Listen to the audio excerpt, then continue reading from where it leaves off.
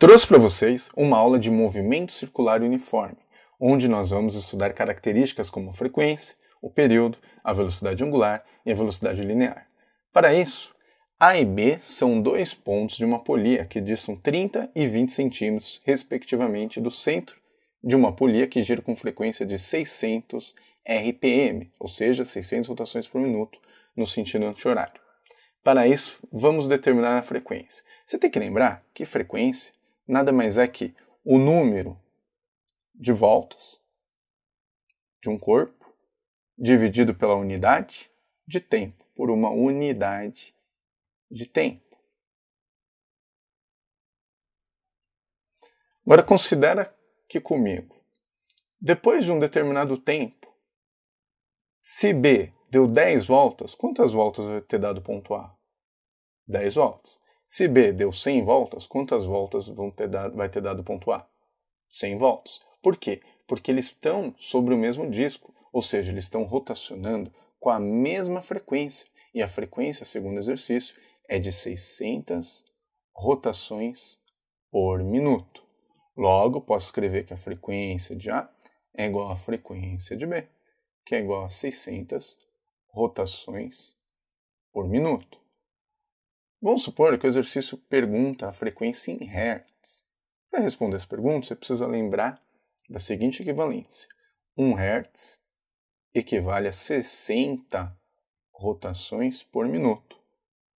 Logo, se eu tenho 600 rotações por minuto, eu vou ter um número x de Hz. Se daqui para cá eu aumentei 10 vezes, daqui para cá, obrigatoriamente, eu vou aumentar 10 vezes. Logo, o meu x vai ser quanto? A minha frequência vai ser igual a 10 Hz. Tudo bem? Você pode entender 10 Hz como sendo assim. 10 Hz é uma repetição a cada 1 segundo. Se eu tenho 10 Hz, eu tenho 10 repetições, ou seja, eu tenho 10 voltas a cada 1 segundo. Período. O período é o tempo para dar uma volta. Para dar uma volta.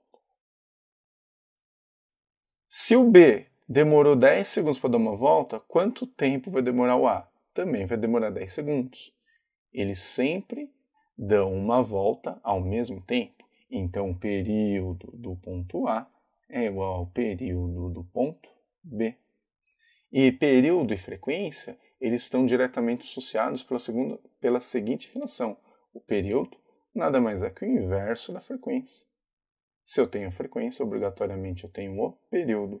Então, eu posso calcular que o período é 1 sobre 10, que nós decidimos que a frequência é igual a 10 Hz, 1 sobre 10. Se a frequência é 10 Hz, obrigatoriamente eu tenho o segundo associado. Então, o meu período ele vai dar em segundo. Então, 1 dividido por 10 é igual a 0,1 segundos.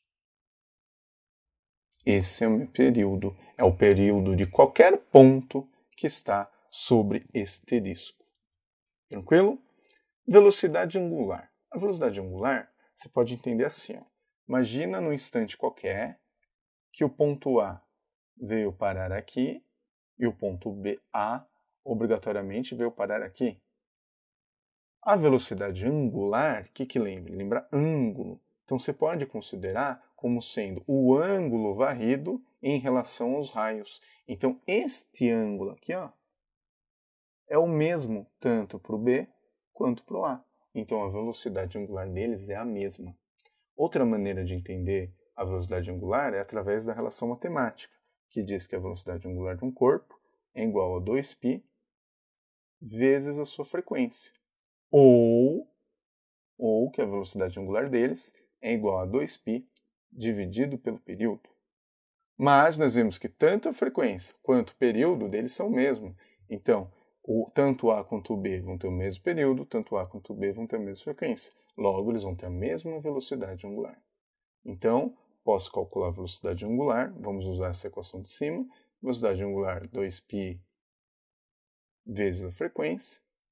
Então, a velocidade angular vai ser igual a 2π vezes 10, porque a frequência está em Hz, tudo bem? Então, a minha velocidade angular vai ser igual a 2 vezes 10, 20, 20π, 20π radianos por segundo, tudo bem? A frequência ela é dada 1 por segundo, 1 Hz. E o 2π, nós usamos a unidade de radianos, né? Na verdade é adimensional, por isso que a gente usa radianos. Então a velocidade angular vai ser 2π radianos por segundo. Se você quiser substituir o π para fazer a multiplicação, também dá certo. Tudo bem? Então 20π radianos por segundo. 2 vezes 10, 20, e copia o π aqui embaixo. Essa é a nossa velocidade angular.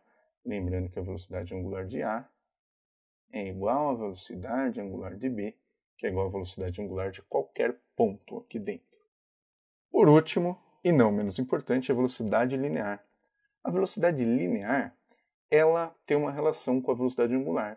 Ela é dada da seguinte forma: velocidade linear é igual à velocidade angular vezes o raio. Vamos entender isso aqui melhor. Ó. Todos os pontos nessa circunferência têm a mesma velocidade angular. Mas a linear vai ser diferente. Por quê? Porque a linear depende da posição dele em relação ao meu centro. Concorda comigo? Que quanto mais distante da circunferência, mais rápido eu vou estar me movimentando. Um ponto aqui, ó, na extremidade, se move bem mais rápido que um ponto aqui. Tudo bem? Você pode pensar assim, esse ponto ele precisa percorrer este arco inteiro ao mesmo tempo que esse ponto percorre esse arquinho inteiro. Eles vão chegar aqui ao mesmo tempo, concorda comigo? Concorda. Então, esse cara, para ele percorrer esse arco maior, ele precisa ter uma velocidade linear maior. Repare que a velocidade angular é a mesma.